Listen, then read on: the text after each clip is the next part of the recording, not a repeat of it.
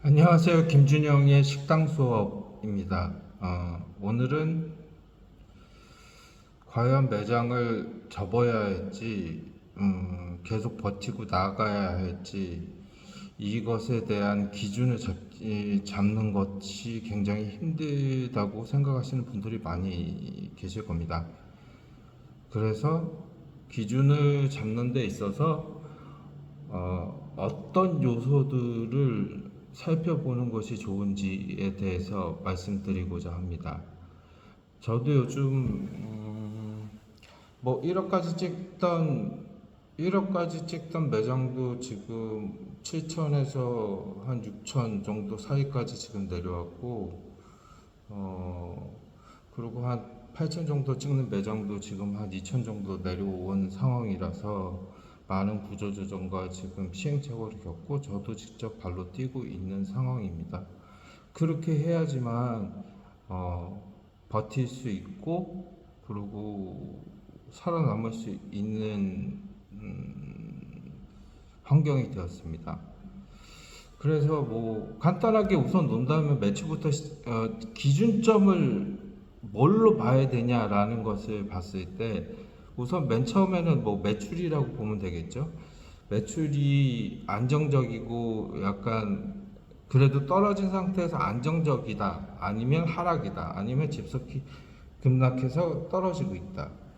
뭐 간단하게 얘기하면 급속도로 떨어지고 있다라고 생각했을 때는 뭐 그것을 올리지 못한다면 그거는 접는 게 맞겠죠. 그건 간단한 논리에 의해서 뭐 생각해 볼 수 있는 거고, 그 다음은 공원이익이 충분한지 낮은지 아니면 마이너스인지를 판단하는 것이 중요합니다. 공원이익이라는 것은 저번에도 이야기하긴 했는데, 음식 하나를 2만 원에 팔았을 때 식자재와 인건비를 제외한 금액, 이 고정비보다 높아야 수익으로 발생하는 거잖아요. 그래서 이제 공원이익이 이제 충분한지, 고정비에 비해서 충분히 이제 플러스인지, 그리고 어느 정도 부족하지만 올릴 수 있는 구조인지 아니면 매우 낮은지에 대해서 우선적으로 또 생각해 봐야 되고, 뭐 생각을 안 해볼 수 없는 게 이제 또 손익분기점도 생각을 안 해볼 수 없는 거겠죠. 이제 얼마 정도의 마이너스를 내가 버틸 수 있는지, 적자의 원인이 또 무엇인지에 대해서 파헤쳐 봐야 되고, 그리고 개선 방법이 있는지 없는지에 대해서도 알아야 되고, 그리고 우리의 매장을 찾는 고객의 수요가 있는지 불확실한지 아니면 부족한지에 대해서도 충분히 알아야 한다고 생각합니다. 제가 얘기하는 이런 것들이 기준점이 이제 되는 건데,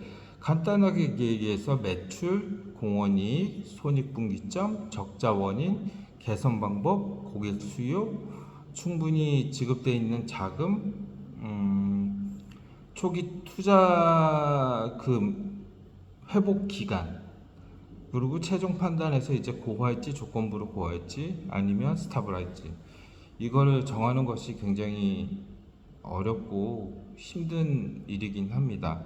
하지만 이런 것을 냉정하게 객관적인 지표에 있어서 찾아보고, 그리고 생각해 보는 것이 중요합니다. 다시 한번 말씀드리겠습니다.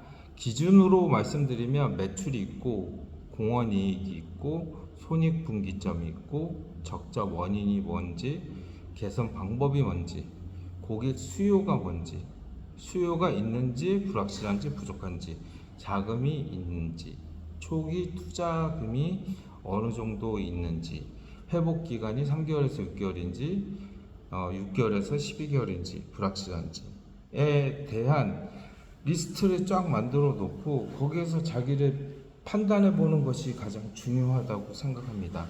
만약에 이게 잘 판단이 된다면 선택이 좀 더 쉬워지겠죠. 좀 아쉽겠지만 몇 억의 인테리어를 들였는데 그런 거 생각하지 마십시오. 그런 거 생각하지 말고 이 자체에 대한 기준만 놓고 생각을 한다면 충분히 생각해 봐야 한다고 생각합니다. 그리고 다섯 가지 질문을 자신에게 해보는 것도 중요하다고 생각합니다. 팔면 팔수록 돈이 남은가? 공원 이익에 대한 얘기겠죠. 공원 이익이 플러스로 전환되고 있는가? 적자 원인을 정확하게 알고 있는가? 그리고 내가 그 원인을 바꿀 수 있는가? 그리고 바꾸면 손익분기점에 도달할 수 있는가? 그때까지 버틸 돈이 있는가에 대해서 yes or no로 간단하게 판단해 보시는 게 좋다고 생각합니다. 지금 굉장히 어렵습니다. 그리고 지금 제가 얘기한 기준점에 대해서 한번 쭉 적어 보시고 거기에 관련해서 자기가 어느 상태에 있는지를 확인하신 다음에 앞으로 돈을 더 쏟아 부을 것인지 아니면 여기서 스탑을 해야 될 것인지에 대해서 생각해 보시는 게 냉정하게 필요하다고 생각합니다. 아까워하지 마십시오. 기간이 얼마 안 되는데 앞으로 가능성이 있는데 이런 비수치적인 생각에 매몰되지 마시고 합리화하지 마시고 그리고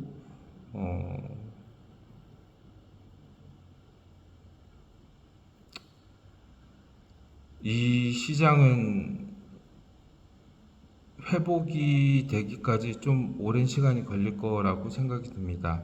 생태계가 바뀌었습니다. 이제 우리나라도 외국처럼 한 명을 고용하는 데 있어서 엄청나게 큰 고민을 해야 되고 가족 중심의 비즈니스가 돼야 되고 그리고 거기 안에서 인건비를 통해서 수익을 받아야 되는 거지 이제 오토 매장이라는 개념은 아예 없어질 거라고 생각이 듭니다.